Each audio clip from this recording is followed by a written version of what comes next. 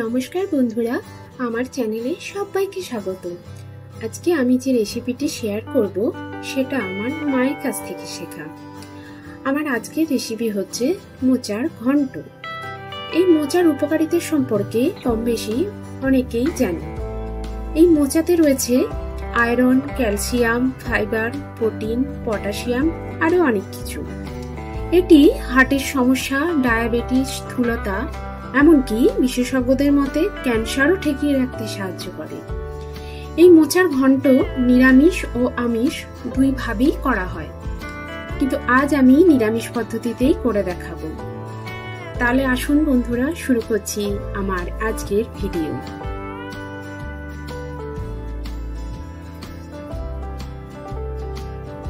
দেখুন, এখানে আমি মোচা কেটে ভালোভাবে ধুয়ে নিয়েছি। এবার মোচাটাকে সিদ্ধ করার জন্য আমি প্রেসার কুকারে দিয়ে দিয়েছি। এর মধ্যে একটু হলুদ দিয়েছি আর একটু লবণ ও সর্ষের তেলও দিয়ে দিচ্ছি। সর্ষের তেল চাইলে আপনারা স্কিপ করতে পারেন। সর্ষের তেল দিলে যে পাত্রে মোচা সিদ্ধ করা হয় সেটাতে আঠা বা কষ ভাবটা অনেকটাই কম থাকে।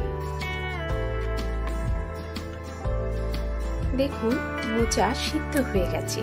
এটি আমি একটি পাত্রে নামিয়ে রেখেছি। এখন আমরা দেখে নেব মোচা করতে আমাদের কি কি লাগছে। এলাচ, দারচিনি, পাঁচফোড়ন, শুকনো লঙ্কা, বাদাম, বড়ি ও কুচানো টমেটো। এখানে আমি কড়াই গরম করে নিয়েছি। এবার এতে অল্প সর্ষের তেল দিয়ে দিচ্ছি। দেখুন, তেলটা গরম হয়ে গেছে। এবার এর মধ্যে আমি অল্প বাদাম ভেজে নিচ্ছি। বাদাম ভাজা হয়ে গেছে। এবার এগুলো আমি তুলে নিচ্ছি।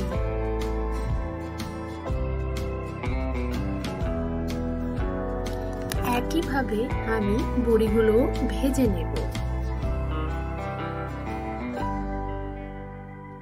দেখুন, বড়িও আমার ভাজা হয়ে গেছে। এবার এগুলো আমি তুলে নিচ্ছি।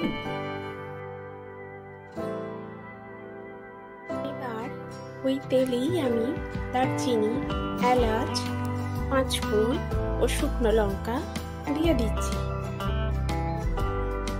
ফোড়ন আমার ভাজা হয়ে গেছে। এবার এর মধ্যে আমি দিয়ে দিচ্ছি কুচানো টমেটো, নুন ও লঙ্কা।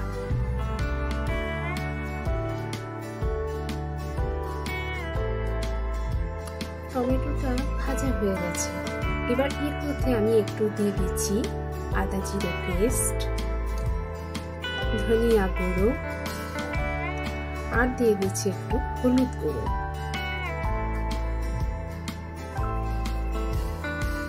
মশলাটা ভাজা হয়ে গেছে। এবার এর মধ্যে আমি অল্প জল দিয়ে দিচ্ছি। এবার আমি এর মধ্যে অল্প পরিমাণ নুন দিয়ে দিলাম। একটু নেড়ে নিয়ে এর মধ্যে আমি এবার সিদ্ধ করা মোচাটা দিয়ে দিলাম। এবার একটু নাড়াচাড়া করার পরে আমি 5-6 মিনিট মতো ঢাকা দিয়ে লো ফ্লেমে রেখে দেব। এবার আমি ভেজে রাখা বাদাম ও বড়ি গুঁড়িয়ে নেব। 5 মিনিট হয়ে গেছে। এবার এর মধ্যে আমি বাদাম ও বড়িগুলো দিয়ে দেব। একটু নাড়াচাড়া করার পরে এর মধ্যে আমি অল্প পরিমাণ চিনি, গরম মশলার গুঁড়ো ও একটু ঘি এর মধ্যে দিয়ে দেব।